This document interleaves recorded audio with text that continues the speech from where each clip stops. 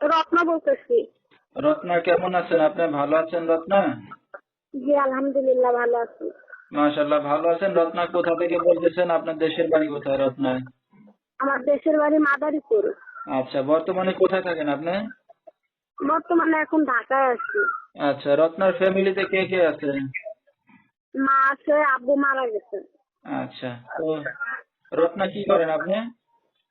আমি সেলাই মেশিনের কাজ করি। আচ্ছা, রত্নার বিয়ে শাদী হয়েছে কিনা?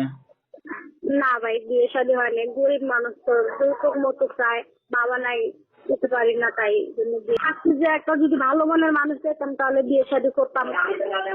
আচ্ছা, তো একটা ভালো মনের মানুষ পেলে কি এখন বিয়ে শাদী করার ইচ্ছা আছে? যে সে যেরকমই হোক, একজন ভালো মানের মানুষ পেলে বিয়ে শাদী করতাম, যে আমার পাশে থাকবে, সারা জীবনের জন্য হাত ধরবে।